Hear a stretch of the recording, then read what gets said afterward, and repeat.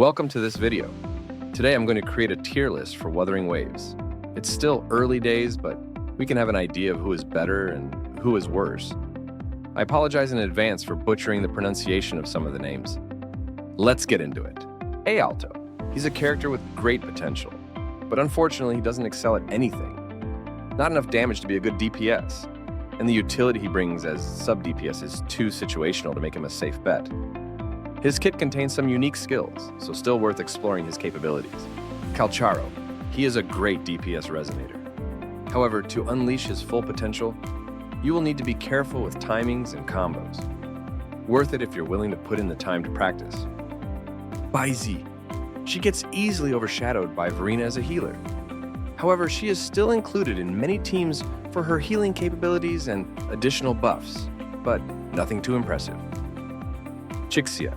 One of the guaranteed resonators, and unfortunately, not a great one. Her kit revolves around keeping her distance from enemies, and deals single target damage with her pistols. Early on, the damage may seem decent, but it doesn't compare well to other DPS. Danjin. Danjin has the highest damage among 4-star resonators.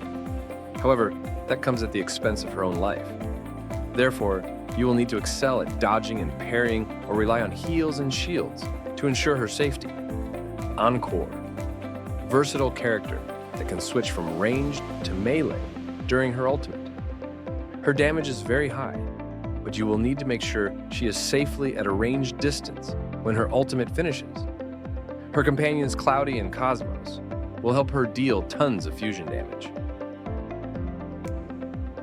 Jiangxin. She provides good area crowd control and good shields, but she struggles to deal with bosses or elite enemies. Therefore, she is not that great in the later stages of the game. Jian. He is the best DPS in the game, and a big part of that is his ultimate. He has amazing AoE and adds some crowd control, always useful.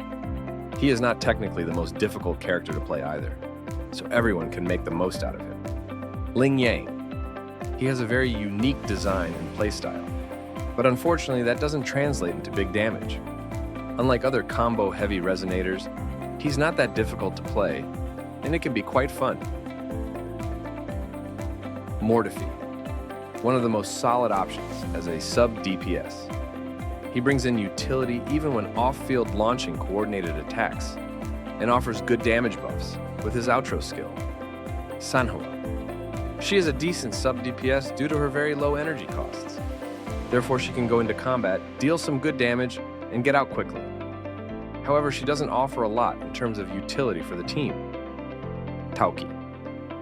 Her kit may be interesting, but not for the current state of the game.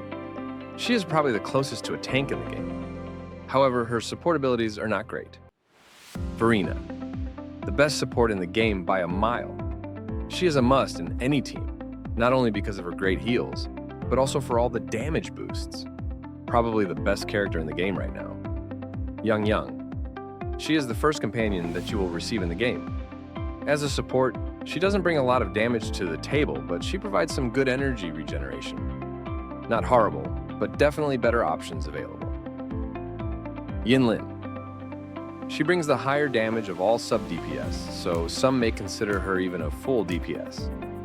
However, she can deal her damage very quickly and complement other higher damage heroes. She may require some practice to master the timings of her skills, but she is worth it. Yuanwu. He brings decent electro damage to the field and some utility when he's off-field. However, his kit doesn't seem to be all that impressive when you see him in action. He gets outclassed by other resonators. Havoc Rover. Probably the best character that you can get for free in the game. You will just need to beat Chapter 6 to get him. Far superior to Arrow Rover with amazing DPS capabilities. Unlike many others, Havoc Rover doesn't depend on their ultimate to deal big damage. Spectro Rover. As the starting character, it does what it's supposed to do. He's easy to learn, deals decent damage early, and you can get his sequences for free, helping him stay relevant for a while.